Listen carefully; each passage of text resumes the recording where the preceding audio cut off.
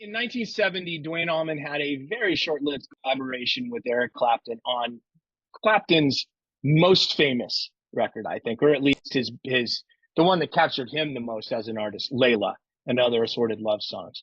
Duane and Clapton met sort of randomly. They met through Clapton's producer and Duane's producer, Tom Dowd. Duane kind of showed up one day. They met at an Allman Brothers concert. Clapton was blown away, said, come back to the studio. They went back to the studio and jammed for hours. And he's like, hey, man, Clapton, why don't you stay and we'll just record this album together? By all accounts, the sessions in Miami were kind of not going real well. There was lack of, I guess, creative spark. And when Duane came, it just added the creative spark. The song Layla, those first seven licks, first seven notes of Layla is the vocal line to an Albert King song, the first line called As the Years Go Passing By. So I put this out there all the time. The line is, there is nothing I can do. That's the Layla line that Duane actually writes.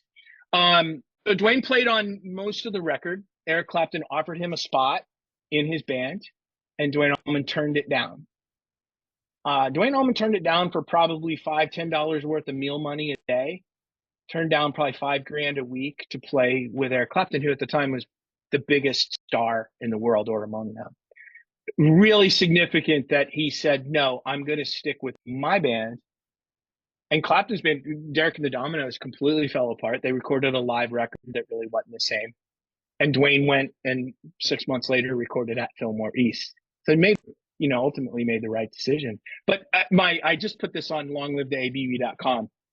Duane met God, because that used to be Clapton is God was spray painted in London. So that was my play on this 23-year-old kid went toe to toe with one of his idols. Eric Clapton was the guitar god of the kind of music that they played, that the Allman Brothers played, like just well known for all of it.